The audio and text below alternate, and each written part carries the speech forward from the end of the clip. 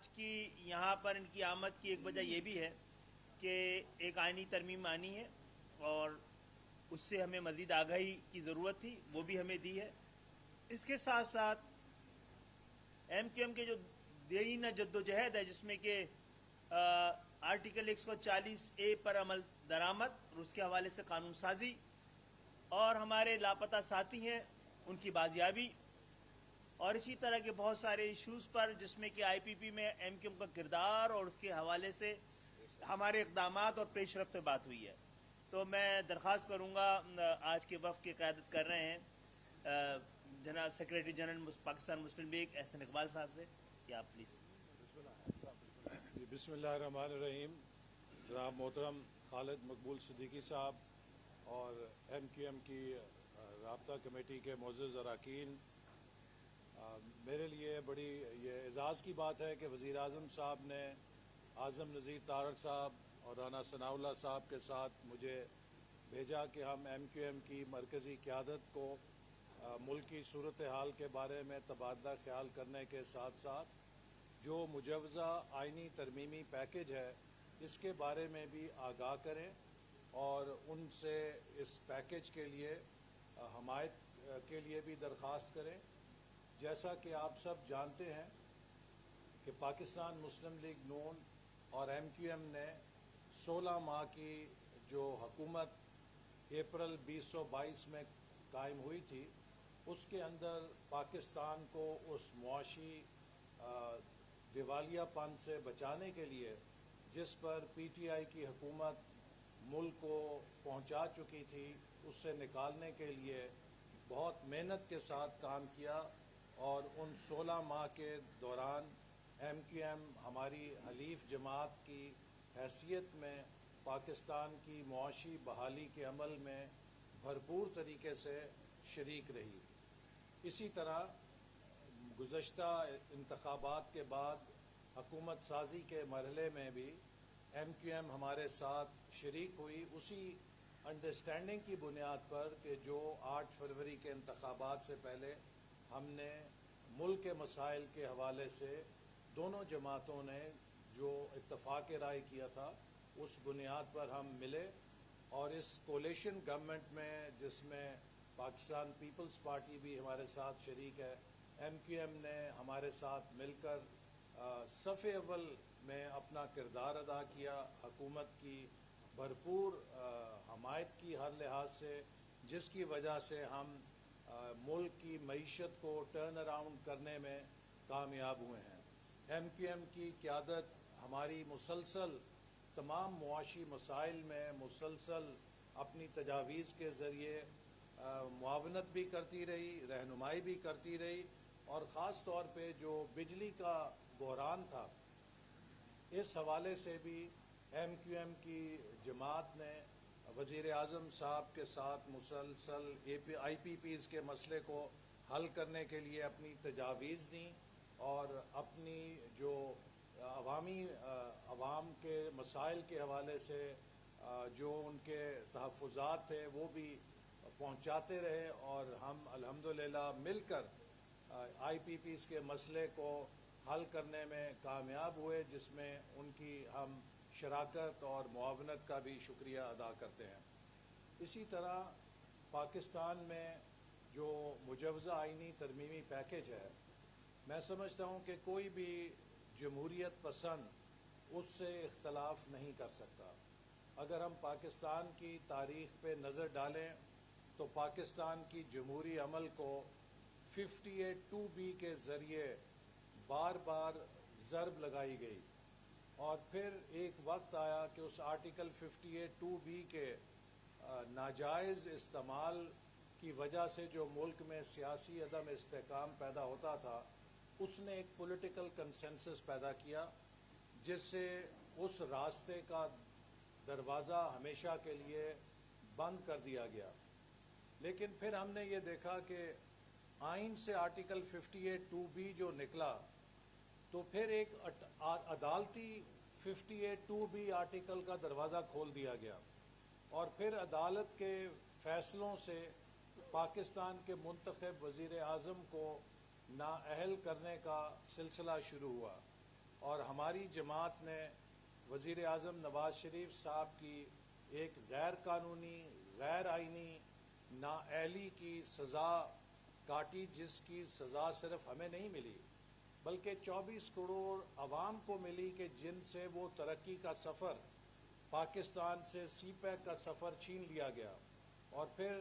2018 کے بعد اور 22 تک جو 4 سالوں کے اندھیرے تھے، جو تباہی تھی، جس کی سزا پورے ملک نے کاٹی اور کراچی نے بھی کاٹی، کہ کوئی ترقیاتی منصوبہ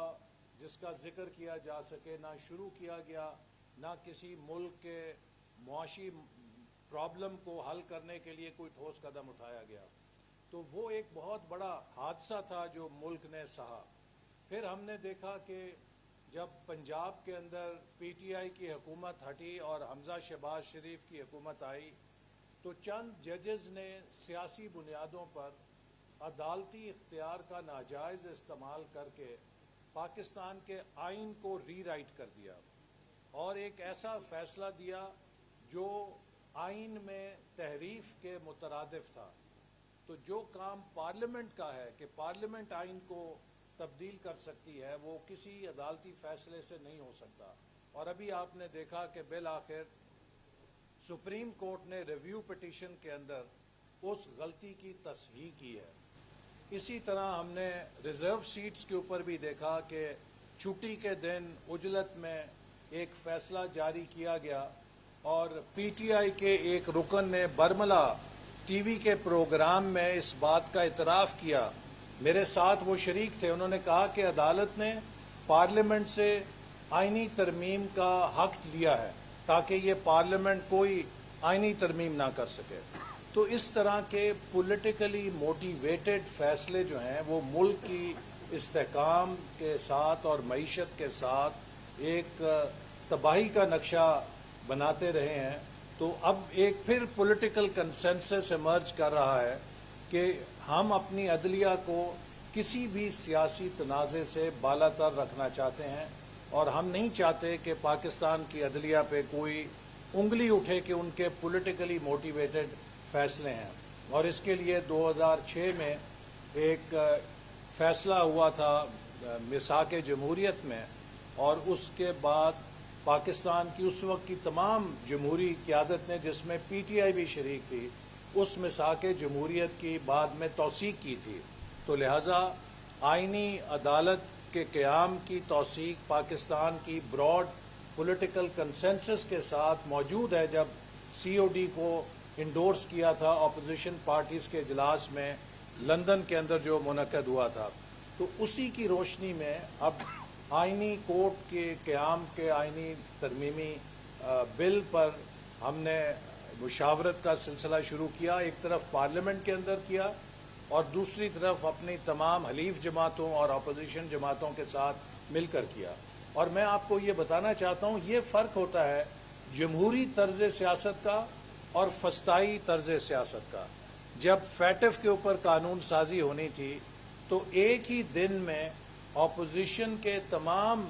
اعتراضات کو اور تجاویز کو بلڈوز کر کے غالباً 22 قانون پاس کیے گئے تھے ایک ہی دن میں پی ٹی آئی کے دور حکومت میں. اور برملا طور پہ کہا گیا تھا کہ ہم کسی کی بات نہیں سنیں گے. لیکن اس کے برخلاف ہماری جب آئینی ترمیم کا عمل شروع ہوا، کچھ جماعتوں نے کہا ہمیں اور وقت چاہیے، ہم اس کا جائزہ لینا چاہتے ہیں، تو ہم نے اس کو مؤخر کیا اور ہم نے پھر ایک کنسنسس بلڈنگ کا عمل شروع کیا. یہی جمہوری طریقہ ہے کہ جس سے آپ ایک کنسنسس بناتے ہیں، آپ موقع دیتے ہیں کہ ایک پولیٹیکل اتفاق رائے ہو سکے اور پھر اس چیز کو روب عمل لاتے ہیں. تو ہم انشاءاللہ مشکور ہیں ان کے ایم کیو ایم کی لیڈرشپ کے. یہ ہمارے حلیف رہے ہیں کہ یہ ہمارے ساتھ رہے ہیں اور ہم ان کے انشاءاللہ جو بھی کنسرنز ہیں پورے کریں گے. ایک اور جو بہت اہم چیز جس پر آج بات ہوئی، بلکہ دو چیزیں، ایک آرٹیکل 140A ہے جس پر ہماری حلیف جماعت ایم کیو ایم کا ہمیشہ سے اصرار رہا ہے اور وہ ہمارے بھی دل کے بہت قریب ہے، کیونکہ ہم سمجھتے ہیں کہ اس ملک میں جب تک مؤثر فعال بلدیاتی ادارے قائم نہیں ہوں گے، جمہوریت کا ڈھانچہ نہ مکمل ہوگا، نہ مضبوط ہوگا اور نہ ہی اس میں پوری طرح عوام کی شراکت ہو سکتی ہے. تو ہم نے ایم کیو ایم کے ساتھ ایک معاہدہ اور یادداشت الیکشن سے پہلے دستخط کیے تھے کہ ہم مل کر پاکستان کے آئین میں ایسی ترمیم لانے کے لیے کام کریں گے جس سے کہ بلدیاتی اداروں کو کانسٹیٹیوشنل پروٹیکشن حاصل ہو. اور ہم نے آج ان کو دوبارہ یقین دلایا ہے کہ ہم اس وعدے پہ قائم ہیں. اور یہ جو مجوزہ آئینی ترمیم ہے جو ہی یہ پاس ہوگی اس کے فوراً بعد ہم جو ایم کیو ایم نے مسودہ دیا ہے اس کے اوپر ان کے ساتھ مل کر دیگر جماعتوں کے ساتھ کنسنسس کے لیے کام شروع کریں گے اور کوشش کریں گے کہ جلد از جلد ہم بلدیاتی اداروں کے لیے آئینی ترمیم کے ذریعے کانسٹیٹیوشنل پروٹیکشن حاصل کر لیں. اور اس پر مسلم لیگ نون پوری طرح ایم کیو ایم کے ساتھ کمیٹڈ ہے. دوسری چیز مسنگ پرسنز کا مسئلہ ہے جس کو ایم کیو ایم کی قیادت نے ہمارے ساتھ ریز کیا ہے اور ہم نے انہیں یقین دلایا ہے کہ اس کے حوالے سے بھی ہم ایک براڈ بیسڈ میٹنگ کریں گے تمام سٹیک ہولڈرز کے ساتھ اور سب کے ساتھ مل کر کوشش کریں گے کہ اس مسئلے کا جلد از جلد حل تلاش کیا جائے. چونکہ یہ ہم سب کا فرض ہے قطع نظر ہم کس جماعت سے تعلق رکھتے ہیں کہ جو لوگوں کے بنیادی حقوق ہیں ان کی پاسداری کی جا سکے. تو اور اسی طرح جو کراچی کے اور حیدرآباد یا اربن ایریاز کے وفاقی حکومت کے بجٹ سے ڈیولپمنٹ پروجیکٹس ہیں ان کے حوالے سے بھی ہماری بات چیت ہوئی ہے اور ہم نے انہیں یقین دلایا ہے کہ ان پر تیزی سے کام کرنے کے لیے وفاقی حکومت ایم کیو ایم کی مشاورت سے کام کرے گی. اور ہم نے جو S I D C L کا ادارہ تھا اس کو ہم منسٹری آف ہاؤسنگ کے ماتحت کر دیا ہے تاکہ وفاقی حکومت کے وہ پروجیکٹس جو پاک پی ڈبلیو ڈی کے ختم ہونے کی وجہ سے تھوڑے سے ویکیوم میں چلے گئے تھے ان کو ہم اس کی نگرانی میں مکمل کرا سکیں اور کسی قسم کا اس میں تعطل نہ آئے اور جو ڈیولپمنٹ کے پروجیکٹس ہیں ان پر کام فوری طور پہ شروع کیا جا سکے.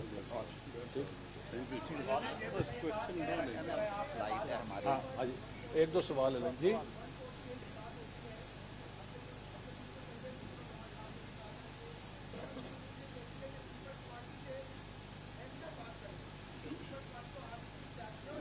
دونوں بات کریں گے.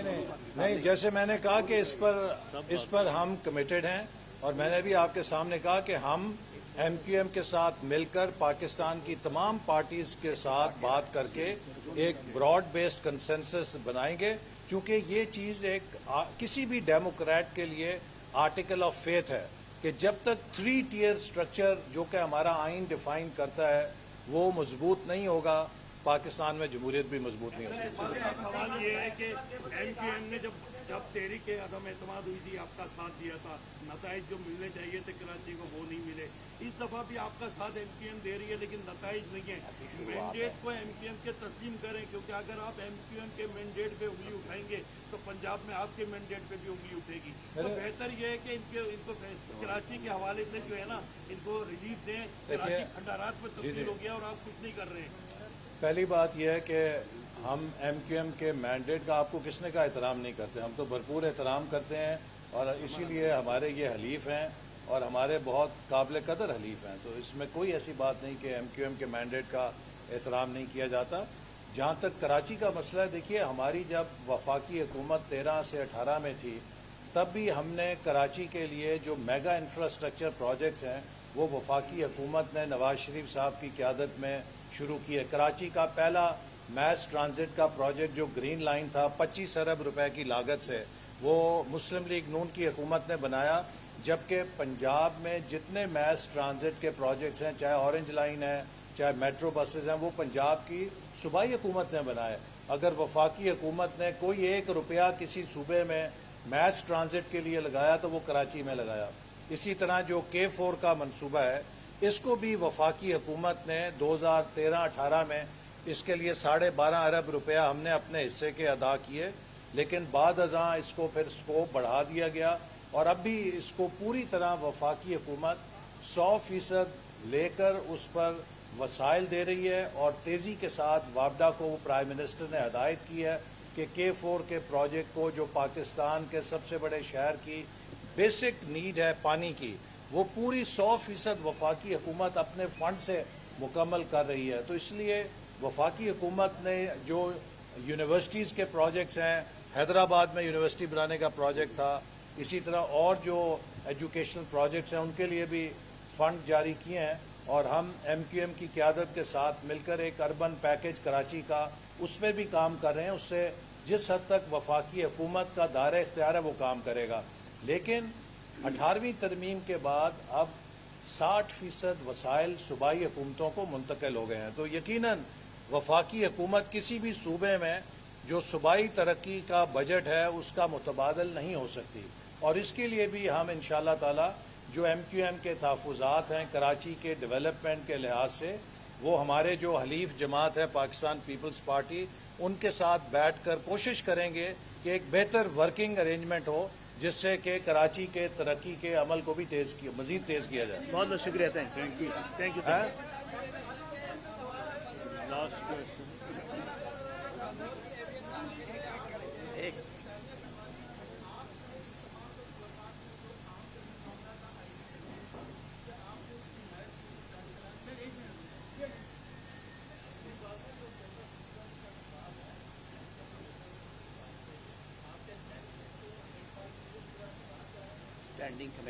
دیکھیے ابھی یہ معاملہ جیسے ابھی اعظم نذیر طاہر صاحب نے کہا کہ اسٹینڈنگ کمیٹی میں